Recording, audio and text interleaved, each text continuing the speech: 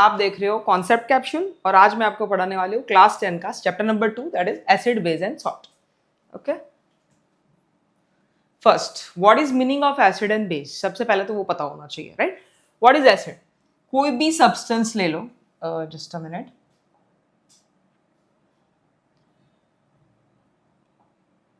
Okay, कोई भी substance ले लो, अगर वो वाटर में ऐड करने के बाद H प्लस आयन रिलीज करे तो वो होता है एसिड. जैसे कि एग्जांपल ले लो HCl. HCl को जब वाटर में ऐड किया जाता है तब वो आयोनाइज्ड होके मिलेगा हमें H plus and Cl minus. H plus दिया उसने, मतलब वो क्या है? Acid. Same way H2SO4 release H plus, HNO3 is also release H plus, right. और उसका टेस्ट देखने जाओगे तो कैसा होगा? नॉर्मली एसिड को टेस्ट नहीं करना होता है, बट स्टिल उसका टेस्ट कैसा है? जो नॉर्मल एसिड जो हम घर पे खाने के वगैरह में यूज करते हैं, जैसे कि ऑरेंज वगैरह हम खाओगे तो खट्टा जो होता है उसके अंदर एसिड प्रेजेंट होता है, तो वो हमें कैसा लग रहा है? खट्टा लग रहा है, मतलब सोप लग रहा है. Exactly opposite for base. Base के एग्जाम्पल्स में आप देख रहे हो, जितने भी एग्जाम्पल्स है जैसे कि NaOH ले लो, KOH ले लो, NH4OH, सभी के अंदर क्या है? OH group. तो बेस को जब वाटर में ऐड किया जाता है तो वो OH माइनस रिलीज करता है, that is known as base. Base का टेस्ट कैसा होता है? बिटर, कड़वा होता है थोड़ा, जो नॉर्मली हम घर पे यूज करते हैं. जैसे कि एग्जांपल ले लो बेकिंग सोडा, तो उसका टेस्ट करके आप देखोगे तो पता चलेगा कि वो थोड़ा बिटर टेस्ट वाला है. Okay okay, next is about okay indicator. Now what is meaning of indicator? Acid और बेस, चलो हमने पता चल गया कि भाई किसे एसिड कहते हैं किसे बेस कहता है. बट अगर हमारे पास एसिड और बेस है, एक बीकर के अंदर एसिड और एक बीकर के अंदर बेस है, हमें नहीं पता कि किसके अंदर एसिड और किसके अंदर बेस है, तो आइडेंटिफाई करने के लिए उसके अंदर हम ऐड कर सकते हैं इंडिकेटर, जो इंडिकेट करेगा which one is a acid and which one is a base, right. Which indicates the given substance is acid और बेस. अलग अलग टाइप के होते हैं इंडिकेटर्स, नेचुरल भी होते हैं और सिंथेटिक भी होता है. नेचुरल वाले जो हम घर पे भी यूज करते हैं उसका, सिंथेटिक जो होता है वो लेबोरेटरी में, और आप 11th-12th में जाओगे अगर साइंस में तो वहां पे भी आप लेबोरेटरी में यूज करोगे. जैसे कि लिटमस पेपर. लिटमस एक पेपर जैसा आता है जिसके ऊपर से हम एसिड और बेस है कि नहीं वो आइडेंटिफाई कर सकते हैं. वो पेपर के दो कलर्स आते हैं, रेड भी होता है और ब्लू भी होता है, राइट. अगर ब्लू पेपर लिया और एसिड में डीप किया और अगर वो रेड हो जाए, that means it is acidic in nature. अगर वो बेस है तो हमें कौन सा पेपर लेना पड़ेगा? लिटमस पेपर, रेड वाला लेना पड़ेगा. और अगर वो ब्लू हो रहा है, that indicate it is base. Turmeric से भी आप घर पे भी कर सकते हो, हम ये चीज आप लोअर स्टैंडर्ड्स में भी पढ़े हुए हो. टर्मेरिक से कैसे करोगे? एसिड अगर होगा तो वो उसका कलर चेंज नहीं करेगा. In the presence of base it colour changes to red. ये आप देख भी सकते हो घर पे, जैसे कि अगर सोप वगैरह है तो सोप के अंदर क्या प्रेजेंट है? बेस प्रेजेंट है. तो इन the presence of soap, turmeric अगर हमारे कपड़े के ऊपर या कहीं पे लगा हुआ है तो अगर मैं उसके ऊपर सोप ऐड करूंगी तो पहले उसका कलर रेड हो जाता है because of base in present in our soap. फिर उसके बाद उसको जब वॉश कर रहे हो तो बेस सब निकल रहा है, तब उसके साथ उसका कलर भी रेडिश वाला कलर भी निकल जाएगा और टर्मेरिक भी उसके साथ निकल जाएगा, right. Synthetic are two examples which is most imp, phenolphthalein and methyl orange. Phenolphthalein, methyl orange दोनों ही हमें लिक्विड फॉर्म में मिल जाता है. इसको अगर मैं एसिड में ऐड करूंगी तो उसमें कोई कलर चेंज नहीं आएगा, बट अगर मैं बेस में ऐड करूंगी तो उसका कलर पिंक हो जाएगा. Same way methyl orange, initially in the presence of acid it is become as red and in the base it gives yellow coloration, right. तो ये indicators which is most IMP for your exams जो आपको याद रखना है, और किसमें कौन सा कलर चेंज आ रहा है, that's all you have to remember, right. Okay, next is about okay olfactory indicators. there are some more indicators जो हमें दिखाता है कि वो एसिड है या बेस है just by odor, उसकी स्मेल से. जैसे कि examples, vanilla essence. Vanilla essence मतलब क्या? वेनिला आइसक्रीम जो उसकी स्मेल है वो किसकी वजह से है? वेनिला एसेंस की वजह से है. Onion has a particular smell, सबको पता है, राइट. एंड क्लोव, ये तीनों के पर्टिकुलर स्मेल है. अगर उसके में मैंने एसिड ऐड कर दिया तो उसकी स्मेल रिटेन रहती है, मतलब जितनी स्मेल आ रही थी उतनी ही आएगी, but in the presence of base वो स्मेल को लूज कर देता है, स्मेल ही निकल जाएगी. तो इससे पता चलता है कि वो एसिड है या बेस. तो अकॉर्डिंग टू स्मेल, ऑर्डर से अगर कुछ पता चल रहा है कि एसिड है या बेस है तो उसे क्या बोलेंगे हम? Olfactory indicators. Okay, next okay, acid base reaction with metals. अभी एसिड बेस कैसे फाइंड आउट करते हैं वो तो हमें पता चला बाय यूजिंग इंडिकेटर कि कौन सा एसिड और कौन सा बेस है। अभी ये एसिड बेस जो है वो रिएक्शन कैसे करते हैं बाकी के एलिमेंट्स के साथ जो पीरियोडिक टेबल में है, specially with the metals. Metal when react with acid, it is converted into salt and hydrogen gas is liberated. For एक simple example ले लो, अगर मैं एक simple example लिया, जैसे कि मेटल का एग्जाम्पल ले लो जिंक, उसके अंदर मैंने एसिड ऐड किया HCl, it is converted into, क्या मिलेगा इसमें से, Zn का चार्ज होता है 2+, Cl का चार्ज होता है माइनस, तो ये कंबाइन करोगे तो फॉर्मूला बन जाएगा ZnCl2। कैसे हुआ फॉर्मूला? Zn का जो चार्ज है 2+, वही चार्ज माइनस का भी होना चाहिए, मतलब जितना पॉजिटिव चार्ज उतना ही नेगेटिव चार्ज होना चाहिए, तब जाके मिलके वो कंपाउंड फॉर्मेशन करता है। इसलिए क्लोरीन कितने लेने पड़े हमें? 2, ताकि 2 नेगेटिव चार्ज मिल जाए और 2+ मिलके ZnCl2 बन जाए। और क्या लिबरेट हुआ यहां से? H2 gas is liberated. ये H2 गैस जो लिबरेट होता है वो दिखता नहीं है, बट हम उसको आइडेंटिफाई कर सकते हैं। जहां से H2 गैस निकल रहा है उसका आउटलेट होगा ये रिएक्शन का, वहां पे आप बर्नर रख दो या कैंडल लगा दो, तो इन द प्रेजेंस ऑफ जो बर्न हो रहा है उसके प्रेजेंस में क्या होगा कि वो पॉप साउंड से जलेगा, तो वो हमें आइडेंटिफाई कर सकता है कि उसके अंदर H2 प्रेजेंट है या नहीं है, प्रोडक्ट हुआ कि नहीं हुआ, राइट। सेकेंड, मेटल के अंदर अगर मैंने बेस ऐड किया, जैसे एसिड ऐड कर रहे हो वैसे हम बेस भी ऐड कर सकता है, उसमें भी सेम चीज मिल रही है, salt and hydrogen gas is liberated. दोनों के अंदर हाइड्रोजन गैस लिबरेट हो रहा है, राइट। तो बेसिकली हमें ये वाला इक्वेशन पता होना चाहिए और हमें याद भी रखना है कि मेटल प्लस एसिड ऐड करोगे तो salt and H2 gas liberate होगा, और मेटल के अंदर अगर मैंने बेस ऐड किया तो भी salt and hydrogen gas he liberate होता है। जिसका एक एग्जांपल ये इक्वेशन ये वाले डायग्राम से दिया गया है, जो अभी मैंने बताया वही चीज है। Reaction of a zinc metal with dilute sulphuric acid, जैसे मैंने यहाँ पे इक्वेशन लिखा हुआ है HCl का, आप H2SO4 का भी लिख सकते हो, जैसे कि Zn प्लस H2SO4 ले लो तो क्या बनेगा उसमें से, ZnSO4 and H2 gas is liberated. Same equation but सिर्फ हमने एसिड चेंज किया। तो यहाँ पे वही है, हाइड्रोजन गैस के बबल्स बने, जो बबल्स यहां से यहाँ पे जाएंगे, सोप का सॉल्यूशन बनाया हुआ है उसके अंदर से जब बबल्स बाहर निकलेंगे और यहाँ पे हमने कैंडल लगाया तो पॉप साउंड से उसमें आवाज आएगी, राइट। तो ये आइडेंटिफिकेशन है कि उसमें H2 प्रेजेंट है या नहीं है। Okay, next reactivity series. अभी ये रिएक्टिविटी सीरीज की जरूरत यहाँ पे क्यों है? अभी हमने देखा कि मेटल ने एसिड और बेस के साथ रिएक्ट किया, बट ऐसा जरूरी नहीं है कि हर एक मेटल हर एक एसिड के साथ रिएक्ट करे और H2 गैस को लिबरेट करे, राइट। तो इसमें से कौन से ऐसे हैं जो HCl के साथ रिएक्शन कर सकता है, कौन सा मेटल होगा जो HCl के साथ रिएक्ट करेगा, वो हमें यहाँ पे देखना है। Metal when react with acid, acid के तौर पे हम अभी ले रहे हैं HCl, ऐसा कोई भी एसिड आप ले सकते हो जिसमें H+ आयन होना चाहिए, राइट। मेटल कौन सा यूज करोगे? Most reactive to least reactive का यहाँ पे ऑर्डर दिया हुआ है, जहां पे हाइड्रोजन की जगह यहाँ पे मतलब उसके ऊपर जितने भी एलिमेंट्स दिए गए, अगर उसमें से कोई मेटल मैंने लिया तो वो एसिड को H2 गैस में लिबरेट कर सकता है, राइट। बट अगर हाइड्रोजन से लिस्ट रिएक्टिव कोई भी एलिमेंट लिया और उसको मैंने एसिड में ऐड किया तो वो उसके साथ रिएक्ट नहीं करेगा और H2 गैस लिबरेट नहीं कर पाएगा। So reactivity order is most IMP, जिससे हमें पता चलता है कि कौन सा मेटल H2 गैस लिबरेट करेगा और कौन सा मेटल नहीं कर पाएगा, ठीक है। Next is about metal carbonates and metal hydrogen carbonates react with acid. हर एक का अलग अलग कंपाउंड्स का एसिड और बेस के साथ किस तरीके से रिएक्शन है वो यहाँ पे दिया हुआ है। सिंपल, मेटल कार्बोनेट्स का कोई एग्जांपल ले ले, कार्बोनेट मेटल एग्जांपल ले लो यहाँ पे सोडियम, जैसे मेटल का एग्जांपल लिया मैंने सोडियम, कार्बोनेट का एग्जांपल लिया मैंने CO3 सोडियम का चार्ज होता है प्लस, तो ये दोनों जब जुड़ेंगे आगे मैंने जैसा बोला जितना पॉजिटिव चार्ज है उतना ही नेगेटिव चार्ज होना चाहिए, तो मुझे यहाँ पे सोडियम कितने लेने पड़ेंगे? 2। तो हमारा फॉर्मूला हो गया Na2CO3। This is example of metal carbonates when react with acid. Acid again bar bar HCl वाला यूज करोगे, कोई और यूज करोगे, दैट्स आल्सो ओके।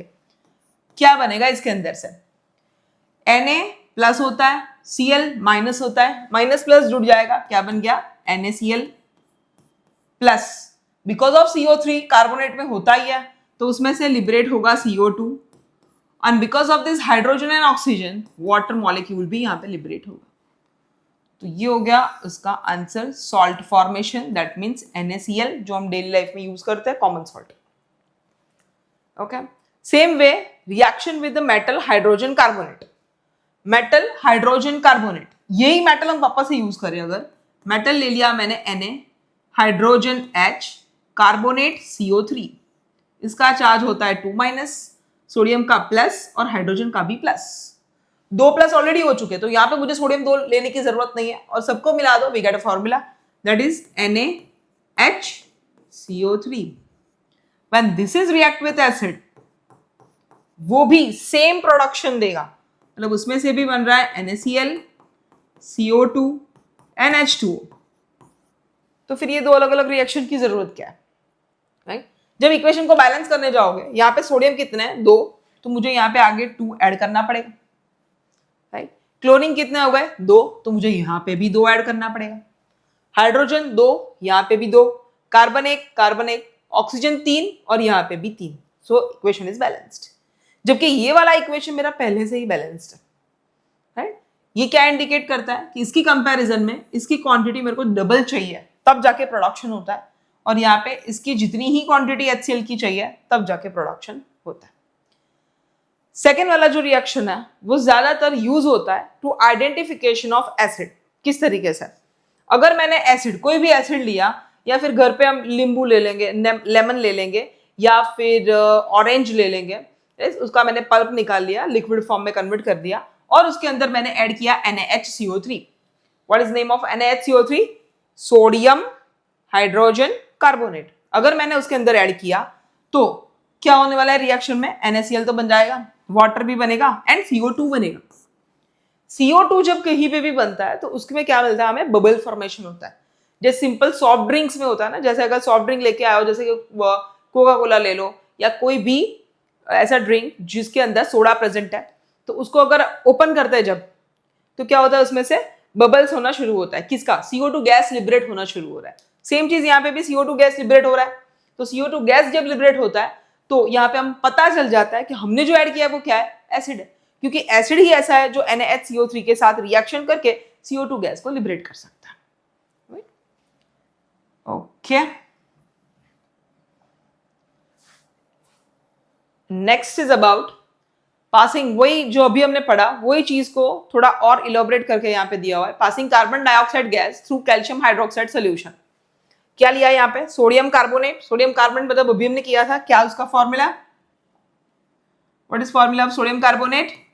Na2CO3। ठीक है, और क्या लिया उसके अंदर? हाइड्रोक्लोरिक एसिड मतलब HCl। ये दोनों को जब मिक्स करोगे ऑब्वियसली क्या बनने वाला है? कार्बन डाइऑक्साइड गैस जो बाहर निकल रहा है और ये ट्यूब से जाएगा यहाँ पे। किसके साथ रिएक्ट कर रहा है वो? Calcium hydroxide. What is the formula of calcium hydroxide? CaOH twice. ये रिएक्शन दिया है। Lime water, CaOH twice is also known as lime water, it's a common name. When react with the CO2 it gives white precipitate of CaCO3. Now what is the name of CaCO3? Same like a sodium carbonate, it is known as calcium carbonate. Calcium carbonate in the presence of H2O and CO2 it's converted into CaHCO3 twice, that is soluble in water, right? ये equation आ सकते हैं exam में, right? Next is about acid and base react with each other. Acid और base acid के साथ react कर, acid के साथ मेटल को रिएक्ट करवाया, राइट? फिर एसिड के साथ हमने मेटल कार्बोनेट को रिएक्ट करवाया, एसिड के साथ मेटल हाइड्रोजन कार्बोनेट को रिएक्ट करवाया। तो नेक्स्ट एसिड और बेस एक दूसरे के साथ रिएक्ट करे, तो अगर एसिड और बेस दोनों को एक साथ मिला दे तो क्या हो जाएगा रिएक्शन? न्यूट्रल हो जाएगा। न्यूट्रल मतलब उसमें ना ही एसिडिक कंपाउंड बाकी रहा ना ही बेसिक कंपाउंड। अभी ये ऑलवेज होना जरूरी नहीं है, वो डिपेंड करता है कौन सा एसिड और कौन सा बेस यूज किया। बट नॉर्मली स्टार्टिंग में हम पढ़ेंगे what is meaning of neutralization. Neutralization का मतलब होता है एसिड बेस को मिक्स करो और उसमें से क्या बनता है? Salt and water. एग्जाम्पल ले लेंगे, सिंपलेस्ट एग्जाम्पल अगर मैं लूँ तो बेस का एग्जाम्पल ले लेंगे हम NaOH एसिड का एग्जांपल ले लेंगे HCl, तो क्या मिलेगा NaCl विच इज सॉल्ट, और क्या बाकी रह गया वाटर H2O, है। मतलब कंपाउंड कैसा हो गया, सॉल्ट और वाटर में कन्वर्ट, मतलब ये रिएक्शन को क्या कहेंगे, neutralization reaction. Reactions of metallic oxides with acid, any metallic oxide, metal, कोई भी मेटल एज्यूम करो, जैसे कि मैं एग्जांपल ले रही हूं Cu, तो अगर उसका ऑक्साइड फॉर्मेशन मतलब ले सकते हैं हम CuO, when react with acid मतलब लिया हमने HCl, अभी बताओ क्या बनेगा, Cu का चार्ज होता है 2+ और Cl का सिंगल माइनस, जैसे आगे किया अभी वैसे ही, अगर मैं Cu2+ और Cl- को कंबाइन कर दूं तो क्या मिलेगा मुझे, CuCl2, that is salt formation, और क्या लिबरेट होगा, water molecule is liberated, right. अभी ये दोनों इक्वेशन को अगर मैं कंपेयर करूं, मतलब एसिड के साथ जब मेटल ऑक्साइड ने रिएक्शन किया तो मेरा प्रोडक्शन मिल रहा है सॉल्ट प्लस वाटर। सेम चीज अगर एसिड के साथ बेस ने रिएक्शन किया तो भी मुझे कंपाउंड से भी मिल रहा है salt plus water, same reaction, right. That means कि हम बोल सकते हैं कि जो हमारा मेटल ऑक्साइड है वो बेस होगा, सेम ही चीज हुआ यहाँ पे, राइट। तो metal oxides are said to be basic oxides, again a most MP point. कोई भी मेटल ऑक्साइड होगा तो वो किस तरीके का होगा, basic oxide, but there are some exception cases जो हम आगे और डिटेल में पढ़ेंगे, ठीक है। Okay, next is about reactions of non metallic oxides with base. Same exactly opposite, आगे क्या किया हमने, मेटल ऑक्साइड का रिएक्शन करवाया एसिड के साथ, तो बेस किसके साथ रिएक्ट करेगा, नॉन मेटालिक ऑक्साइड्स के साथ। बेस ले लो, सिंपलेस्ट एग्जांपल बेस का लेंगे, जस्ट मिनट, बेस का सिंपल एग्जांपल ले लेंगे जैसे कि NaOH, नॉन मेटालिक ऑक्साइड ले लो CO2 gas, carbon is non metallic, so CO2 is a non metallic oxide. क्या बनेगा इसके अंदर से, कौन सा सॉल्ट फॉर्मेशन होगा वो हमें फाइंड आउट करना है। क्या कंपाउंड बनने वाला है, CO2 के प्रेजेंस में जब जुड़ेगा तो क्या बनेगा, Na2CO3 and water molecule is liberated, ठीक है। मतलब यहां पे भी क्या हुआ है, बेस के साथ जब नॉन मेटालिक ऑक्साइड ने रिएक्ट किया तो भी सॉल्ट एंड वाटर बन रहा है, बेस के साथ जब एसिड रिएक्ट करे तो भी तो सॉल्ट एंड वाटर ही तो बन रहा है। So non metallic oxides are acidic भी तो बोल सकते हो उसे, so non metallic oxides are acidic in nature, okay.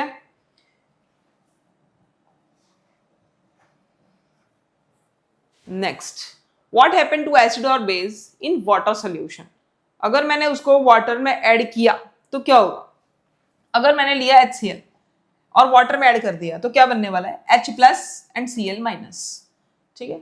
ये जो H+ है वो किसके साथ जुड़ जाता है, वाटर के साथ जुड़ जाए तो फॉर्मूला क्या बन जाए, H3O+ and Cl- is liberated. Normally देखने जाए तो लिबरेट क्या हो रहा है, H+ एंड Cl-। जो H+ लिबरेट होगा तो उसके लिए वर्ड क्या यूज करेंगे, हाइड्रोजन आयन, और वही H+ किसके साथ जुड़ जाता है, वाटर के साथ जब जुड़ जाए तो बन जाता है H3O+, which is known as hydronium ion, right. That is same thing, hydrogen ion बोलो या हाइड्रोनियम आयन बोलो, दैट इज सेम थिंग, जो आइडेंटिफिकेशन के लिए कि उसको कितना एसिडिक है, राइट। सेम चीज फॉर बेस, कोई भी एक बेस लिया NaOH, in the presence of water वो आयोनाइज हो जाएगा Na+ एंड OH-। नॉर्मली आप देख रहे हो कि एसिड ने क्या किया, H+ रिलीज किया, बेस ने क्या किया, OH- रिलीज किया। बेस जनरली हाइड्रोक्साइड आयन दे रहा है वाटर के अंदर डिसॉल्व करने के बाद। The process of dissolving acid and base, most time पे, it is highly exothermic. Now, what is meaning of exothermic reaction? Exothermic का मतलब होता है जो रिएक्शन करने के बाद उसमें से बहुत ज्यादा हीट लिबरेट हो रही है। अगर यहाँ से हीट लिबरेट होगी, मतलब कर सकते हो आप ऐसा एग्जांपल ले लो, जैसे कि अगर मैंने एसिड लिया और उसमें मैं पानी ऐड कर रही हूँ तो होगा क्या, बहुत ज्यादा हीट लिबरेट होगी, हो सकता है आपका जो बीकर हो वो फूट जाए, हो सकता है उसमें से बहुत ज्यादा एनर्जी लिबरेट हो, वो पूरा लिक्विड ऐसे बाहर आ जाए, राइट। सो ये कभी नहीं करना होता है, ये ऑलवेज किस तरीके से ऐड किया जाता है, acid must always be added slowly to water with constant stirring. मतलब बीकर लो, जितना एसिड चाहिए वो लो, हमें उसको क्या करना है, डाइल्यूट करना है by using water. So water add always side से होता है, ऐसे डायरेक्ट ऐड नहीं करना है, साइड से ऐड करो, और उसके साथ कांस्टेंट स्टरिंग करते जाओ ताकि उसकी जो हीट इवॉल्व हो रही है वो जल्दी से बाहर निकल जाए और उससे वो बर्तन जो भी हमने यूज किया होगा बीकर वगैरह उसमें कोई प्रॉब्लम ना है। मिक्सिंग ऑफ एसिड और base with water is called dilution. What is meaning of dilution? अगर कोई भी चीज में हम वाटर ऐड कर रहे हैं तो मतलब वो क्या हो रहा है, डाइल्यूट हो रहा है। जितना पानी ज्यादा उतना ज्यादा डाइल्यूट सोल्यूशन, और ज्यादातर डाइल्यूट सोल्यूशन ही एसिड और बेस का यूज भी किया जाता है इन लेबोरेटरी।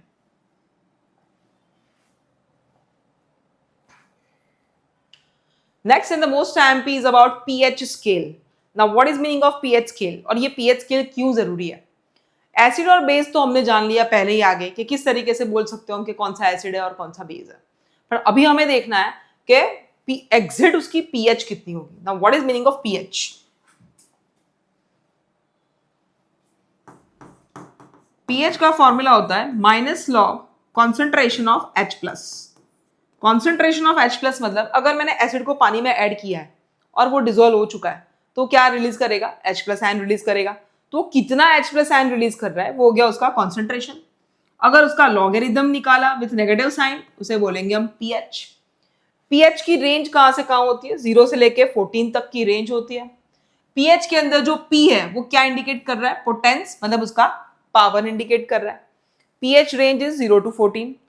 मोस्ट टाइम पे यहाँ पे 7 pH इंडिकेट न्यूट्रल सोल्यूशन। अगर 7 से कम pH है एसिडिक सोल्यूशन और 7 से ज्यादा के लिए बेसिक सोल्यूशन। जैसे थोड़े बहुत यहाँ पे एग्जांपल दिए विद पर्टिकुलर उसकी pH के साथ, right? Lemon juice, pure water, sodium hydroxide जिसके अंदर OH ग्रुप है, मतलब वो कैसा है? Basic in nature, it's a strong. जितना एसिडिक ज्यादा होगा उतना उसका पीएच कम होगा, जितना बेसिक ज्यादा होगा उतना उसका पीएच ज्यादा होगा, राइट? मतलब जैसे जैसे यहां से यहां पे जाओगे दे बिकेम स्ट्रॉन्ग बेस, यहां से यहां जाओगे they became strong acid.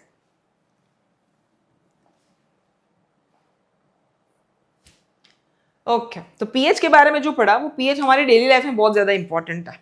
Next topic is about importance of pH in everyday life. हमारी लाइफ में सबसे ज्यादा इंपॉर्टेंट पीएच है बिकॉज हमारी बॉडी के लिए भी उतना ही इंपॉर्टेंट है, even for our tooth also, even for our digestive system also it's important.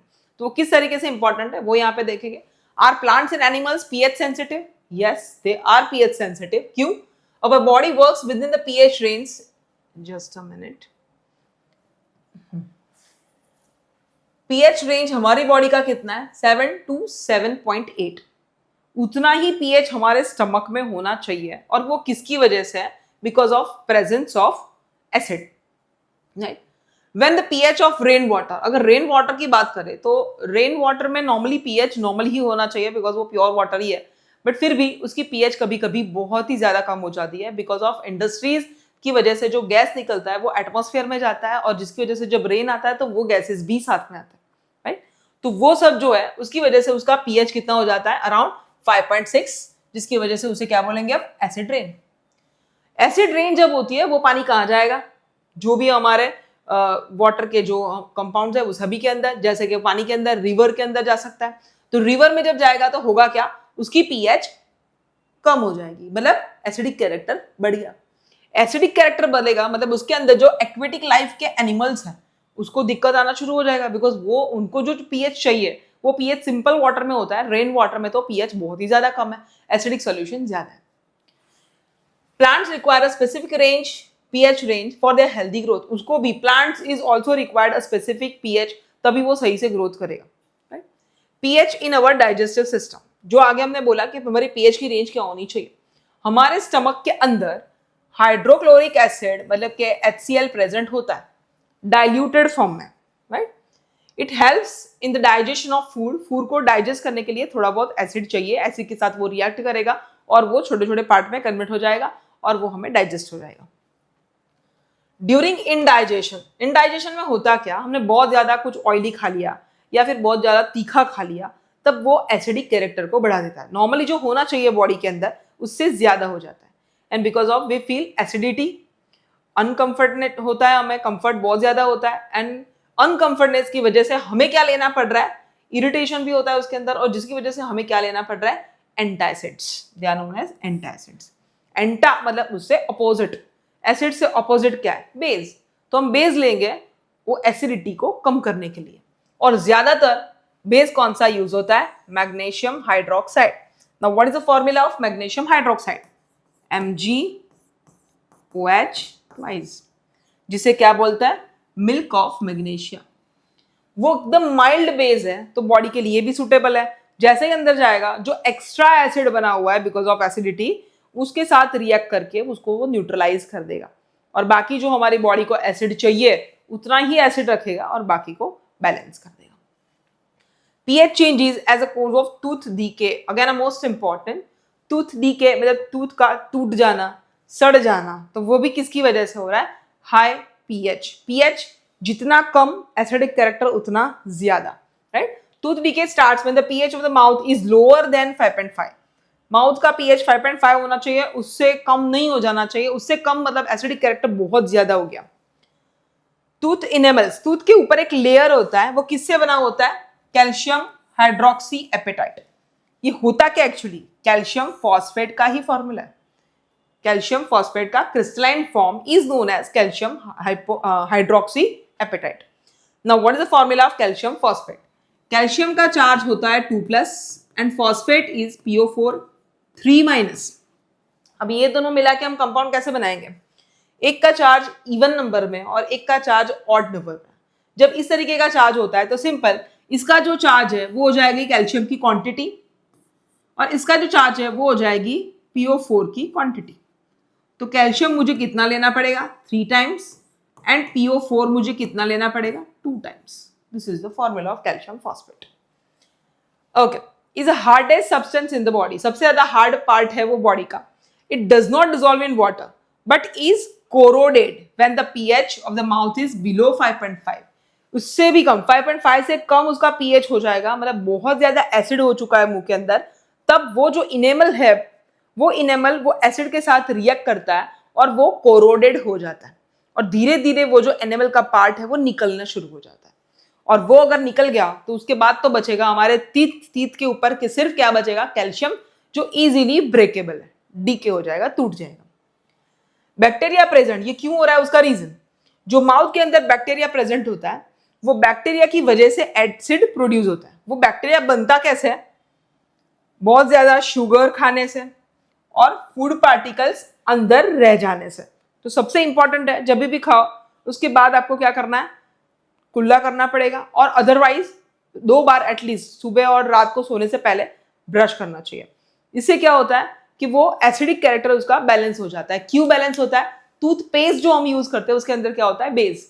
जो माउथ के अंदर एसिड बना है वो बेस के साथ रिएक्ट करेगा और वो वापस से न्यूट्रलाइज हो जाएगा, तो एसिड की क्वांटिटी वापस से कम, मतलब अगेन नॉर्मली हमारा जो है 5.5 के अराउंड उतना pH आ जाएगा, तो टूथ डीके होना भी स्टॉप हो जाएगा। Next, self defence by animals and the plants through chemical warfare. वो तो पहले से ही बना हुआ है, भगवान ने ही बनाया हुआ है ये चीज, कि जो भी एनिमल्स एंड प्लांट्स हैं वो खुद का सेल्फ डिफेंस कर सकते हैं बाय थ्रोइंग एसिड, राइट? जैसे कि अगर किसी को एनिमल को पकड़ने गए तो वो एसिड थ्रो कर रहा है, उसके एग्जांपल्स दिए यहाँ पे।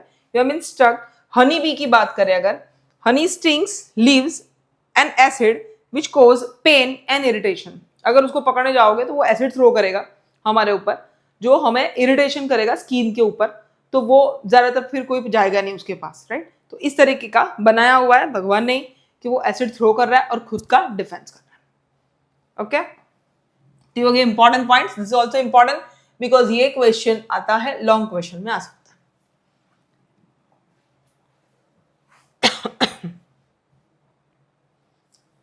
Okay, next is about pH of salts.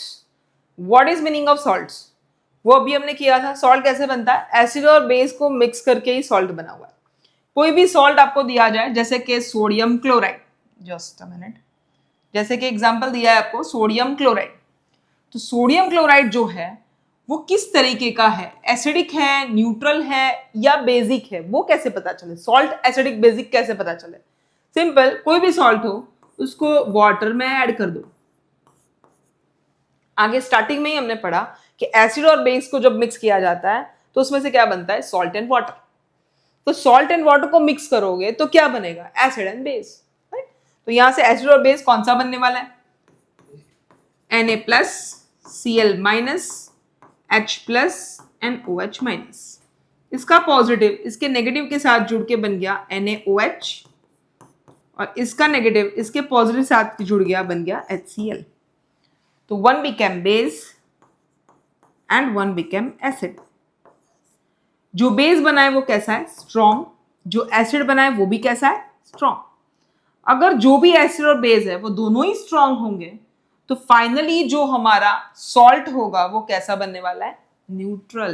क्योंकि दोनों ही स्ट्रॉन्ग है तो दोनों एक दूसरे के साथ जुड़ जाएंगे और पूरा न्यूट्रल हो जाएगा, राइट। तो sodium chloride is neutral, same as potassium nitrate is also neutral. Now what is the formula of potassium nitrate, potassium that means K+, nitrate मतलब NO3-, तो ये जुड़ जाए तो बन जाएगा KNO3। Both are neutral salts. Acidic salt की बात करें, एग्जांपल ले लेते हैं, जैसे कि एल्यूमिनियम क्लोराइड।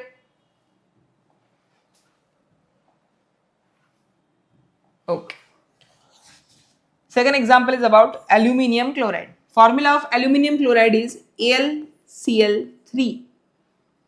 उसको भी वापस से वाटर में ऐड करके, और क्या बनने वाला है इसके अंदर से, एल्यूमिनियम का चार्ज होता है 3+, chlorine is minus, this is H+ and this is OH-। इसका प्लस इसके माइनस के साथ, Al का चार्ज 3+ था, इसका भी 3 होना चाहिए, मतलब OH की क्वांटिटी मुझे 3 गुना लेनी पड़ेगी, plus HCl। HCl is a strong acid, right, but this one is a weak base। Weak base है और स्ट्रॉन्ग एसिड है, तो पावर किसका ज्यादा है, एसिड का पावर ज्यादा है। मतलब वो जो सॉल्ट होगा वो किस तरीके से होगा, एसिडिक सॉल्ट होगा। और examples, zinc sulphate, what is the formula of zinc sulphate, ZnSO4, sulphate that means SO4। Copper sulphate just like ZnSO4, copper मतलब CuSO4। सेम ऐसे ही इसमें भी करना है हमें, वो भी मैं एक एग्जांपल वापस से दिखा देती हूं। अगर एग्जांपल ले ले हम जिंक सल्फेट, तो ZnSO4 when react with water क्या बनेगा, Zn का charge 2+, SO4 2-, H+ and OH-।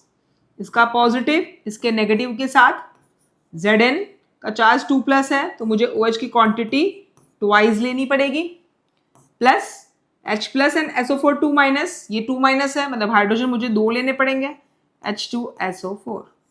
H2SO4 is a sulfuric acid which is a strong acid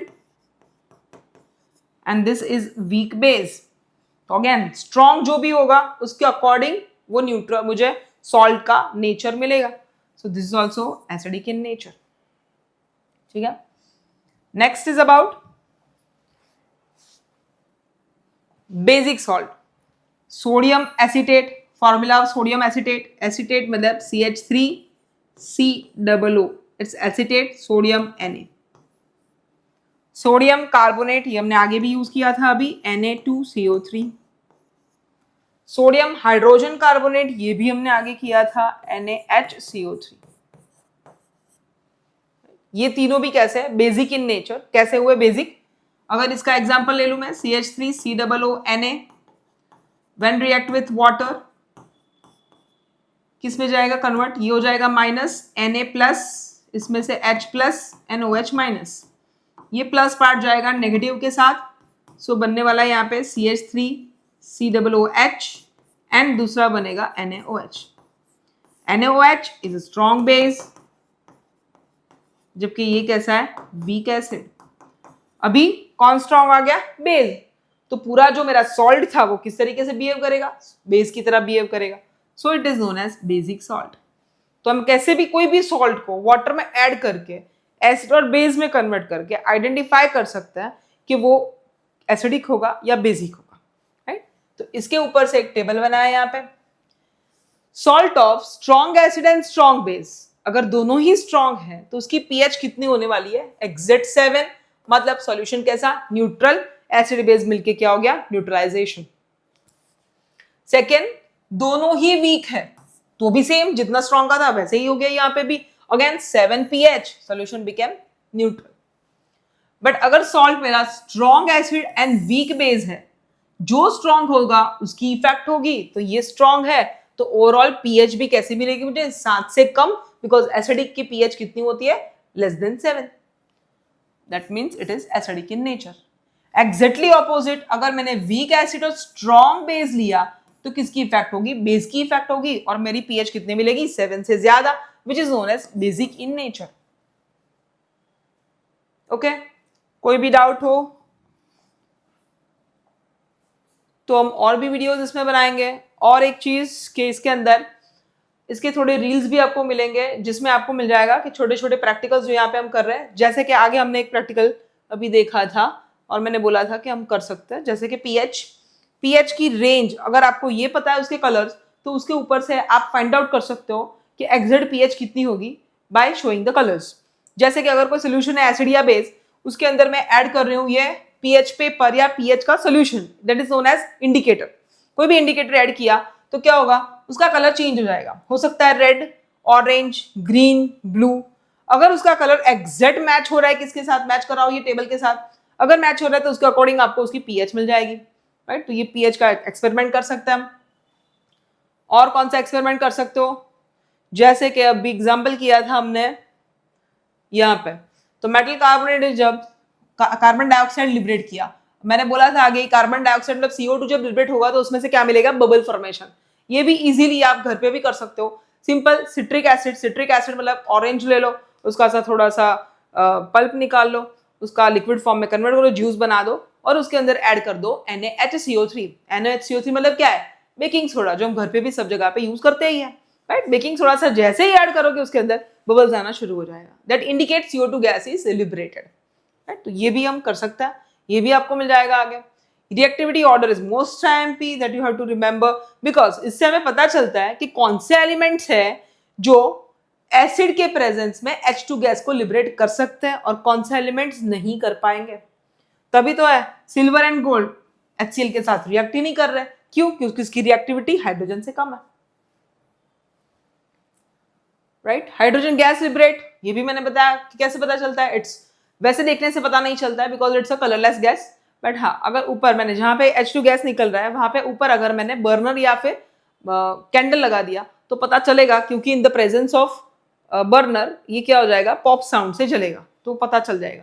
ये प्रैक्टिकल हम घर पे नहीं कर सकते क्योंकि ये इसमें गर्म करना है। नेक्स्ट आगे किया था हमने ऑल्फैक्टरी इंडिकेटर्स। ऑल्फैक्टरी इंडिकेटर्स किसके लिए था, सिर्फ ऑर्डर की वजह से। ये 3 के पर्टिकुलर ऑर्डर्स है, एसिड के प्रेजेंस में उसकी स्मेल रिटेन रहेगी और बेस में उसका प्रेजेंस चला जाएगा।